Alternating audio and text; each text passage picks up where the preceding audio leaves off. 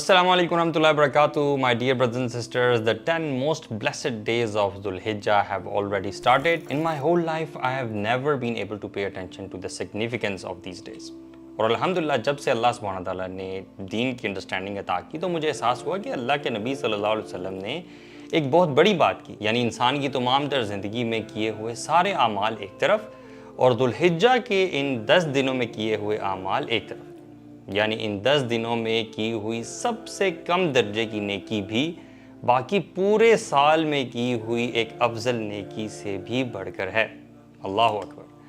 اللہ سبحانہ تعالیٰ نے ان 10 دنوں کی قسم بھی اٹھائی ہے، جیسا کہ سورہ فجر میں اللہ سبحانہ تعالیٰ فرماتے ہیں وَالْفَجْرِ وَلَيَالٍ عَشْرٍ، اور اللہ سبحانہ تعالیٰ کا ان 10 دنوں کی قسم اٹھانا بھی ان دنوں کی شان و عظمت کا ایویڈنس ہے۔ اور علماء نے ان دنوں کی فضیلت کا ایک سبب یہ بھی بیان کیا ہے کہ ان دنوں میں تمام بیسک عبادات جو ہیں وہ اکٹھی ہو جاتی ہیں، جیسے کہ نماز، روزہ، صدقہ اور حج، جو کسی اور دنوں میں جمع نہیں ہوتی۔ ایک اور چیز یہ کہ ان دنوں میں ایک بہت بڑا دن یوم العرفہ کا بھی ہے۔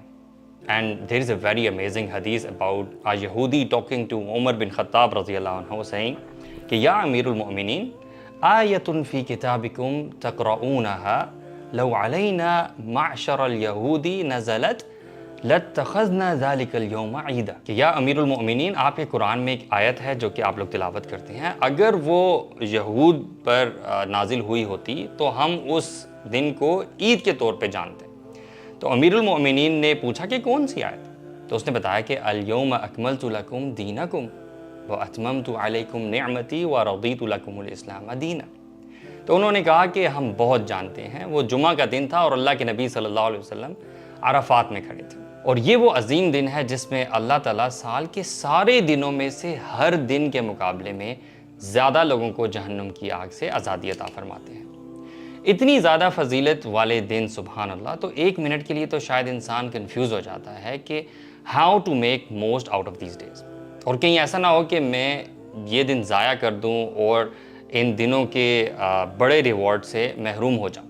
سو آئی ول کوئکلی انلسٹ وہ چیزیں جو کہ اللہ کے نبی صلی اللہ علیہ وسلم نے بتائی ہیں جو ان دنوں میں کرنی چاہیے۔ نمبر 1، کثرت سے تکبیر، تحلیل اور تحمید کرتا، یعنی سبحان اللہ والحمدللہ ولا الہ الا اللہ واللہ اکبر۔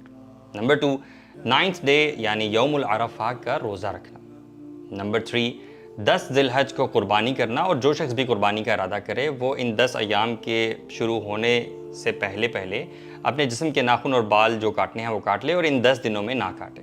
نمبر 4، obviously حج کرنا، اللہ جس کو توفیق دے وہ حج کرے اور حج کے جو مناسک ہیں وہ ادا کرے، ان کا بہت بڑا اجر و ثواب ہے۔